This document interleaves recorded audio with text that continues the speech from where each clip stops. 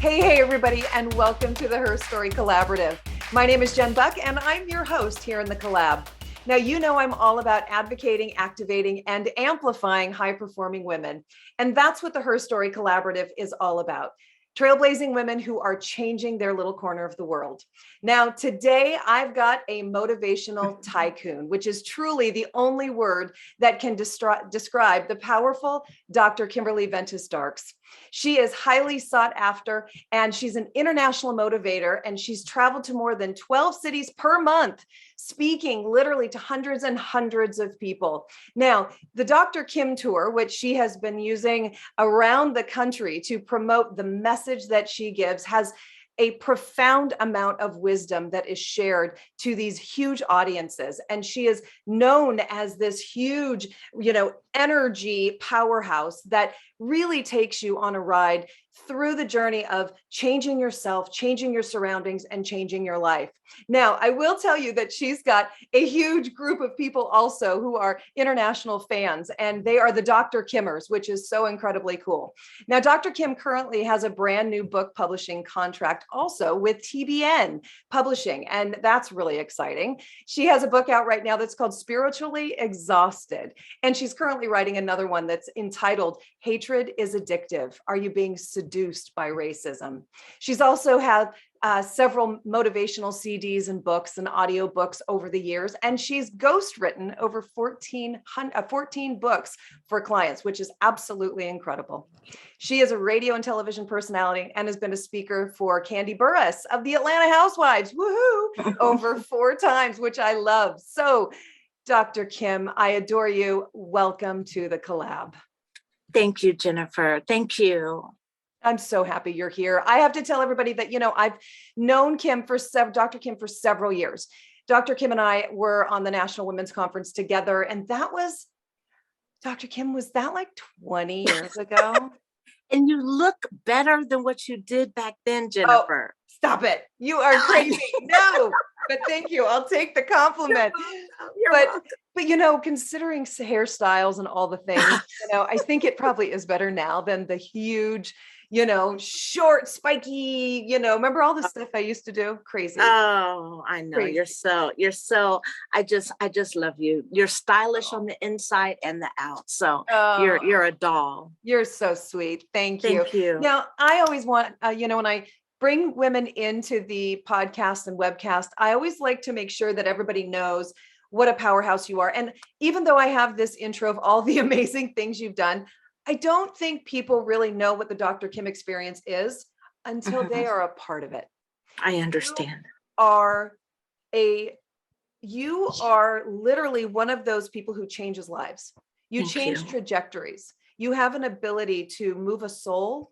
And I haven't seen many people do that in my entire career. So what have you been working on lately? Like, I want to know what's going on with you. I hear about the books and the Dr. Kim tour and tell us.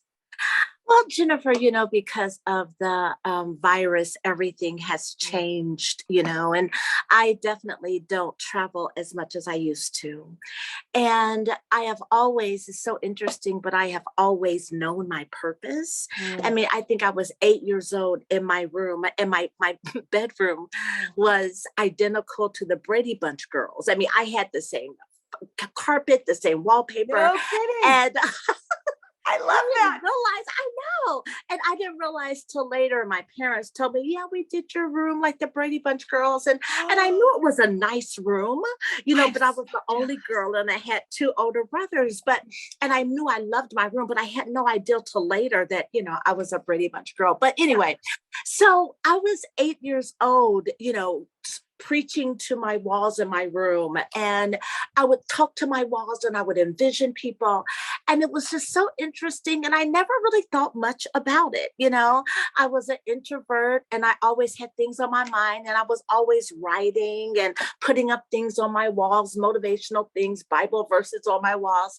And so I didn't think much of it until I was like in my 20s, and then I started thinking, you know what? Oh my gosh, and I by that time I knew that I was a speaker, but I had forgot that I was 8 and 9 years old speaking to my walls. And so I have always known my purpose. I've always known what I was supposed to do. Yeah. And so about 5 or 6 years ago, I went through this transition, and I started, it was a really low point for me. And I was like, and it's so interesting, Jennifer, all those years I knew exactly what to do. And then I started wondering, when I was so depressed and so down, I I didn't know what I wanted to do. I didn't know what I was supposed to do. And I was like, what am I supposed to do? My confidence was so low. And I remember I would just pray, and I would, what is my purpose, And I've always known that I was able to discern the purpose in other people. If you give me 15 minutes, I could basically tell you where your spotlight is, because usually our blessing is our curse. The very thing that brings you your problem flipped over is exactly what you're supposed to be doing. Yes. So about 4 years ago, I was just very tore up, down, and depressed. And so I remember, and I'll never forget this day, and I journaled it, and I was coming out of the bedroom, and then I felt deep in my spirit, you're a writer. And so I said, really, okay, and I didn't think much of it, and then after a while, and after meditating on that, it was so interesting how, like from the first half of my life, I was a speaker who was supposed to write. Mm-hmm. And then now I'm a writer who is supposed to speak. So it all is the same. Isn't that interesting? Yes. It's all the same, but yet it is very different.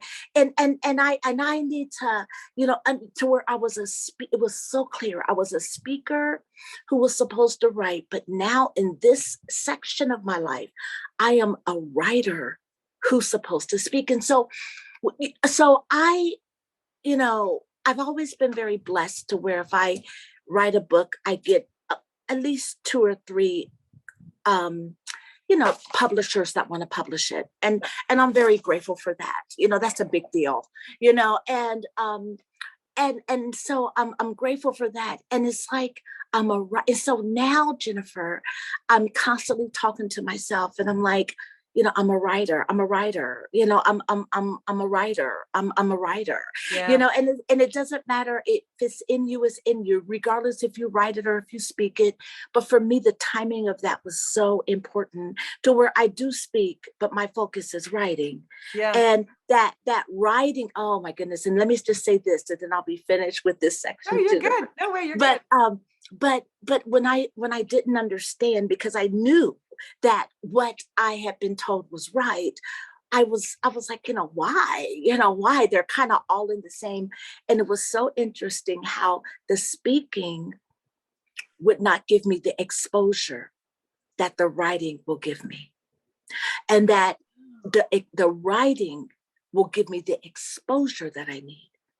Where the speaking at conferences and for the Army and my own personal stuff is good, but it will not put me where I need to be. Wow. And so I am, at the same time, it's everything with, knowing who you are, but yet holding on loosely so that you can also hear direction of where to go. Yeah. And so that's kind of where I am. And I'm very humbled, and I have a lot of joy. Yeah. Well, I will tell you that personally, you have, and this might surprise you. Of course, you changed my life when I met you, and we were both on the women's conference. And I know I was on it for 7 years, and we were always sort of bookends, right? I was day 1, you were day 2. So there was a team on the front end, and you would sort of come in and sweep it on the second day. And it was always about communicating at the time. And sometimes we would cross paths and whatnot. Yes. But to this day, so I got onto the women's conference 23 years ago. Yes. And I still, to this day, in my speaking and training, quote Dr. Kim. That's the impact you've had on me. Yeah. That's so nice. I tell Yeah, go ahead. Jennifer, thank you. No, I just, I'm so grateful for that. And, it's so interesting how, people will say, I saw you 15 years ago. Are you and I've never, in fact, I got an email this morning about some lady saying, I saw you 15 years ago, and, what do you have that I can buy your product that I think about you every day, and I still have your pictures there. I thank God for that. But I tell you what, Jennifer, it is so beyond me. And it is so beyond me because it's just bigger than me. Yeah. And I thank you. Yeah, no, you're just remarkable. And I know over all of these years of traveling week after week, month after month, you've touched millions of lives. And there are not many people who can say that. And I have seen the Dr. Kim experience many times.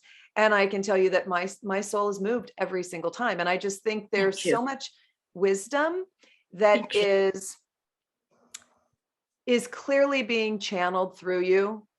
That you are in receipt of, and you've been put, and I know this because we have a past together. You're very, very introverted, but you've been put into a very extroverted space to move lives. And I'd love to know how that feels for you. Well, Jennifer, I'm not as introverted as I used to be. Okay. I was in Arizona about a year and a half ago, and I was speaking for a company, and I was listening to someone over the radio, and whenever I hear something, I'm always checking my life. I'm like, or if I give advice to someone, I'm always like, okay, are you there? Where are you at? Yeah. So most of my days, I'm like checking my own words. But I was and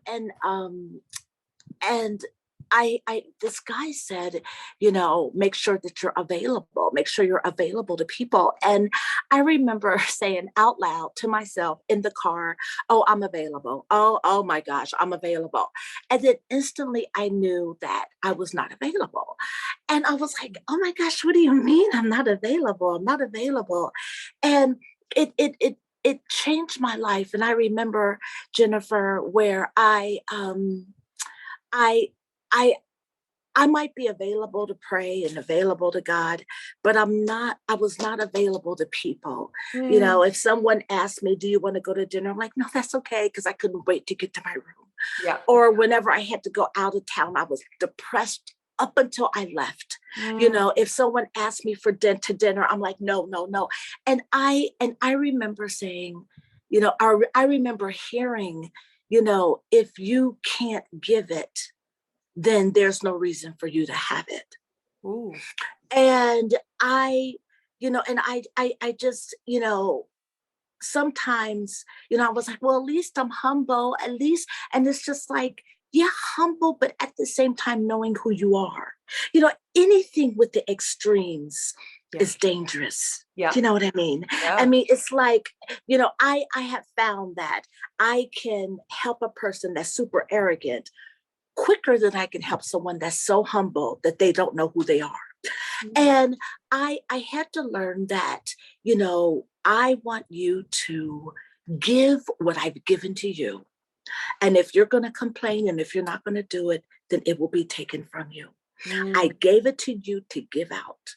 I gave it to you to give out. And if you're going to come to whereas you are not available. And ever since that moment, I just have changed my entire perspective. Wow. And Jennifer, let me say this very quickly. Whenever I talk to people, one thing that I say is, I never know what is bothering me until I think about how much I'm thinking about it. Okay. Let me explain that. Okay. So if I wake up, let's say that John is getting on my nerves and I wake up and John's on my mind, he's bothering me, you know. If at lunchtime I'm eating my lunch and I'm thinking about John, he's bothering me. Yeah. If I wake up in the middle of the night to go to the bathroom and John's on my mind, he's bothering me. Yeah. So I find that a lot of times I can regulate how I am doing based on what I am thinking about. So there was a time that I was so introverted, and as much as I love you and as much as I speak all the time, I would have not dreaded this with you today, Yeah. but it would have been on my mind. Oh, I can't wait for it to be over. Oh my gosh. And I would have been nauseated. And it's just you and me talking. You understand what I'm saying? And so today at about 10 o'clock, I remember saying to myself, I was here writing in my book, and I remember saying, I have not even thought about being with Jennifer at 2 o'clock. And it's not on my mind. Therefore, I'm good. Yeah. So I find that when I can go and not think about it, it's well with me. Yeah. But when I'm going and I'm thinking about it and it's on my mind, I am vexed and I am frustrated and I'm uncomfortable. So again, what my saying is, I don't know how much something is bothering me until I think about how much I'm thinking about it. So wise. So wise. And isn't that good? It's Go so ahead, good. baby. And that's one of the things that I love about you, because I'm able to look at patterns that I don't normally look at. Yes, You have yes. this beautiful way of putting things into focus and putting the words together, and all of a sudden it just goes bing, there it is, right? Yes, it's light bulb. And I feel like there are a lot of those that, women, and that's my main audience is women, right? And so I really believe that women are taking on more than they ever have right now. Yes. And we're also seeing, so many women leaving the workforce because there are different pressures to do different things. And luckily they're standing in truth and finding their purpose, which I do love. So I don't see it as a tragedy. I actually see it as a triumph. That's sort of my perspective. But what do you think most women struggle with? Because I know I think of things that you've said over the years when I'm struggling. You just got me with that one, the most recent one. What do you think you could say to women that would help them feel like they are empowered, have more stability? What do you think you could share, impart with them? I've got 2 or 3 things that I think is so powerful. This one is, I think is very good, and I use it all the time. And it goes like this: base your decisions on your level of peace, and then allow your peace to make the decision for you. A lot of times we're like, what do I do? How do I say it? What do I do? And it's like, are you peaceful? Do you not know? Are you vexed? Where are you? To whereas you know that when you have your peace, that's God. And when you don't have your peace, don't run towards it. That one has been very, very powerful for women, because a lot of times we're so quick to say yes. And it's so amazing how still so many women have a problem with saying no. And those who have a problem with saying no, they answer quickly. That's one of the reasons. Very true. Those that have a problem with saying no is because they quickly say yes. Can you do those brownies? Sure. Okay. Yeah. They don't even know. It's like, how do you know if you can say yes without knowing what you are saying no to? Because if you right. If you, it's like, if you are, look, first of all, a pause before yes means no. If you pause, to whereas it's powerful that if someone says, well, Jennifer, can I, borrow your car? And even if you can't say no, pause and then say, sure. Because when you answer, the energy will be out of it. And the pausing makes them uncomfortable. And so many times they'll go say, oh, well, that's okay. Or they might ask that time, but they won't. It's always best to say no. But when you can't say no, pause before yes. And let me say this also about saying no. I remember I was so sweet. I was such a people pleaser. And I did not start liking myself until I could say no. Wow. As soon as I learned how to say no, I was like, ooh, I like me. But before that, Love it. I didn't respect myself. Yeah. So Jennifer, so what I had started doing, and I didn't do the pause, and I know a lot of techniques of how to say no, but it had to be bigger for me. I was like, okay, this, in order for me to do this without guilt, it's going to have to touch my soul, and it's going to have to really touch as far as who I am. So what I decided was, okay, what I'm going to do, this is how I'm going to say no. Regardless of what they ask me, I am not going to lie. Mm. Yeah. I said, I'm not going to lie. I'm not going to lie. I'm not going to lie. I'm not going to lie. So if they say, well, do you want to go here? I'm not going to say yes if I really mean no. Yeah. And I feel like if I'm going to lie, let me lie on something that's more worth it than this. Let there be a bigger payoff at least. Right. So that's how I began, because like I said, techniques and, you got to say no. Your self-esteem is low if you don't say no, because I also know that those who have a problem with saying no over-explain, Mm-hmm. And they also, hi, John, how are you? And I would like to do it, but I really can't. And I wish I could. And all of that is nervous energy because you have a problem with saying no. Right.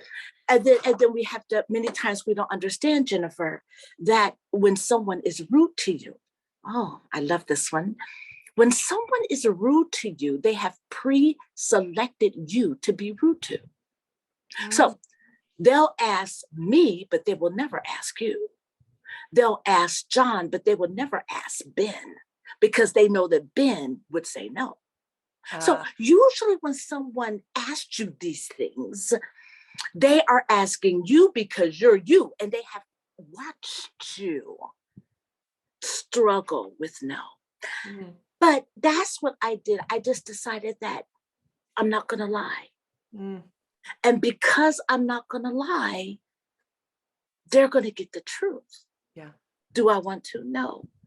Can I borrow? No. To whereas it's a higher calling for me than you. And that's how it was easy for me to say no. The one other thing, Jennifer, and I could talk about so many different things. I know. But let me just say this one thing, and this is something that you and I both know. You know this, and I don't know if you still talk about this or not, but this has evolved for me. And as far as women, gosh, it's so key that every single thing we should do, everything we say we should do, is exactly what we should do. We should all over ourselves. When we say, I should call my sister, I should forgive him, I really should look for another job. Every single thing you say you should do is the wisdom inside of you trying to tell you what you should do. We don't know the power of our shoulds, therefore we don't listen to our shoulds. And we get caught up in our must-dos and our could-dos. And our must-dos are usually things that we should have done, but we didn't do them. So now we must do them. Yeah. For it's sure. Our emergencies, yes. It's the thing that causes our stress, our must-dos, because now we must do it. It's not even a choice now. I've got to pay the rent today. Why? Because it's the last day. It's a must-do. Yes. But if we would, sometimes we're like, what do I do? What do I do? And it's so interesting, Jennifer, how we will, with our children, let's say Miranda, that we will say, honey, when she asked you your advice, you automatically love her through what she should do. You should do this, honey, and you should do that. And baby, you should do that. You already know. But when it comes to who we are, we don't look at it the same. But with our kids, we usually tell them what they should do. Sure. And that's the wisdom of us. Yeah. Everything we say we should do is exactly what we should do. Wow. And that's exactly the opposite of what used to be taught by women, right? Tell me what was taught? I actually like what you're saying because it's actually the wisdom. But I remember years ago hearing a speaker say you should not on yourself. because it's guilt and it's just shame. But what you're saying is it's wisdom. And I actually relate to that, it being wisdom, because my body knows what I need. My mind knows Well, what I need. absolutely. And let me say something very quickly. I understand what they're saying, but it is a little, well, let me say this. It's another thing when other people shit on you. Sure. Now, I'm not saying that. Yeah. Because people will shit on you all day long. Jennifer, you should do this, you should do that, and you should do this. Yeah. What I like about should is that it does not, most of us are either heart or mind. Many of us start out heartful and then we end up becoming mindful after we get beat up. Okay. Our heart and our mind hate each other. The mind don't respect the heart, and the heart is scared of the mind. Okay. Now, so a lot of times we battle, and as women, we're battling between our heart and our mind. I find that a lot of times when I follow my heart, it fails me. And what I like about should is mindful, but it taps into the heart. That's what I like about it. It's mindful, but it considers the heart. Absolutely. It's bad when other people shit on you. But when you say what you should, listen, our joy is in our should do's. Now, let me say this, watch this. Your purpose in life, you will never find it until you go to what you should do. I should start playing the piano. I should open up this bakery. Your purpose and your meaning and your calling will not be found in your could do's or your must do's. It will be found in what you should do, because what we should do is usually what we don't do. You are That's powerful. Right on. Oh, it's so powerful. Yeah. It's so powerful. Yeah. And a lot of us don't know. It's like the answer is right here. It's right here. And then base your decisions on your level of peace. And I'm gonna be quiet, because I know our time is almost up. But I just got to say is, don't look at the biological age of people. And I've said that forever. They might be 65, but if their maturity level is 15, they will treat you like a 15-year-old. They can't give you more than a 15-year-old can give you. Yeah. So a lot of times, and people, well, that's mean. Oh, I don't know what it is. But sometimes we can't forgive our mother until we see her at the level of her maturity. And when you say, my mother's more like a 17-year-old, and then you're like, well, that's why she did that. Oh my God, but she worked 3 jobs. Oh my goodness. And she still read us a story every night. And then it's like, Mama, I love you because I was seeing you at 70, but you're really more like a 17-year-old. Yeah. And so seeing people at their maturity level will stop you from emotionally taking things home. Yeah. And it will bring grace, understanding, and forgiveness. Yeah. To where a lot of times our boys might be 24, but he's really more like a 15-year-old. Mm-hmm. And if he's a 15-year-old, that's all he can give you. Yeah. If we can remember those things about knowing the maturity age, don't shit all over yourself. Oh my goodness. Base your decisions on your level of peace. And let me just say one more thing. As far as working on saying no, don't lie. And then one that is becoming really popular is that when people feel entitled, they will never be grateful. And that's a big one when we talk about, oh my gosh, they feel so entitled. When people feel entitled, they will never be grateful. Yeah. Yeah. And if we can, then when we understand that, then we're not emotionally taking it home with us. Yeah. Then they're not coming home with us, cooking with us, in the bed with us, sleeping with us, waking up with us on the weekend. Emotionally taking people home with you is more powerful than them being physically with you. Yeah, for sure. And that's one of my Dr. Kimisms, just so you know. I Really? teach exactly that, what you just said Good. about taking them home with you. And we don't want that person, you know, how they end Yes. up eating with us and sleeping with us. And we definitely don't want Yes. that. And, you know, I mean, it we lose Yes. our peace. And so that's one of the Dr. Kimisms that I bring up all the time, is that because we realize we end up bringing these people into far too many intimate spaces in our life where they do not belong. And Jennifer, the interesting thing is whoever we think about the most during our day is our God for that day. Yes. So it's not only them emotionally taking home to where it's like, I think about God all day. Well, sometimes it's so bad for me. Every hour I will go back and check, who have you thought about the most? Wow. And it's usually Ernie. Sure. And Well, so Ernie has been your God. And usually if you're taking them home with you, they're not thinking about you. mm-hmm. Positively. Oh, Dr. Kim, I adore you. And I just think you have so much wisdom, and everybody listening needs to definitely get connected to her, because you've heard the depth. And this was literally 30 minutes. And this woman has been changing lives for, you're getting close to 30 years, right?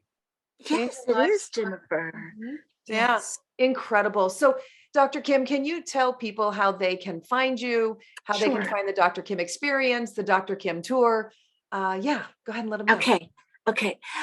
My website is the drkimexperience.com, DRKIM, no period, DRKIM experience.com. Jennifer, what I am doing, and I don't have a whole lot of availability left. If you think you're interested, please contact me. But I'm doing a holiday special, and I am doing a special where if you don't know what your purpose is, if you're not sure why you are here, if you're not sure what your calling is, one session and you will find out. Sometimes people will do them and then they'll do their child. It's like, how do I know how to raise my child according to their bent if I don't know what their bent is? And so that also can be done of finding out what your blessing is, finding out what you don't have to be trained in. Because again, usually what we don't like about ourselves, and usually what people don't understand about us, flipped over is our calling. So it'll trick you all your life, and it will bring sorrow to you when it is supposed to prosper you. So important. Yeah. I find every time when I talk to somebody and they've gone through a lot, it's because their purpose flipped on them. Yeah. Okay. But it's not only purpose and calling and what to do with it, how to make money with it. That's going to take more than one session, but I am doing a holiday special to where it's 157. And that is to find out what your purpose is. And when I talk to you about it, it should just be confirmation. You should be able to say, you know what, gosh, yes, that's right. That's right. It should not be anything new, because usually we know it, or it's been buried down, or, we need to be enlightened. So that's really what I am offering, Jennifer. I don't have a whole lot of availability, and the first 10 people that contact me, I will be able to do. Is 157. If you can contact me through my email or my website will take you to my email. It's Dr. Kim, DRKIM, at the drkimexperience.com. It's a beautiful time to do this so that we can position ourselves the right way for the year of 2022. And it changes everything. It's like when you understand why you're here, it changes everything. Yeah, it sure does. And I can tell you, confirmation, third party here, letting you know objectively, I've sat with Kim, and I just keep saying confirmation to her. Thank you. It is that resonant. Thank you. What you're able to do, Kim, Dr. Kim, is extraordinary. And Yeah. I've sat here before we even started going through that with you. And it was just Yes. confirmation, confirmation, confirmation. So if any of you are tuning in and wondering, I can tell you without question that it's, the lid is being blown off constantly when you're hearing her talk. Thank And when you. it's one-on-one, it's incredibly powerful. And Thank can we have, if people are letting you know they listened on, the Her Story podcast, if they can put that in the email, that'll help you know too. Absolutely. That they And came through. yes, they need to put that in the email because that special is for them. Got it. Thank you, Jennifer. And Just mention Her Story. yeah, that would be perfect. Great. And Jennifer, I love you. I love you. I love you. And I just love who you are. And like I said, you are the most authentic person that I know. And you are so, I wouldn't even say at this point that you're hard on yourself because it's natural of just trying to be fair, checking your steps. You do a lot of pre-check. And like I said, I don't think you're aware of it. It's just who you are. And I love how you treat other people. Thank you. I love it. I love it. Yet at the same time, it's surrounded around love. And you're a doll baby, Jennifer, and a blessing. Thank you. I appreciate that so much. And we're going to have you back on. Are you interested in coming back on at some point, hopefully? I am interested. Good. Once a month. Yes, good. Oh, that sounds fun.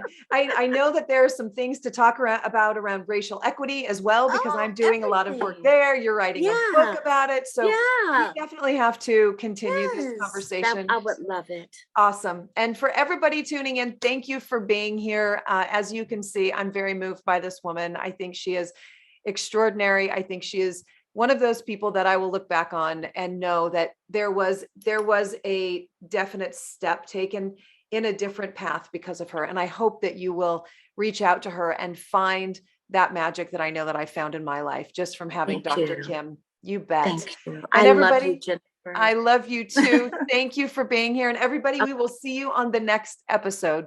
Take care. Bye-bye. Love you. Bye-bye.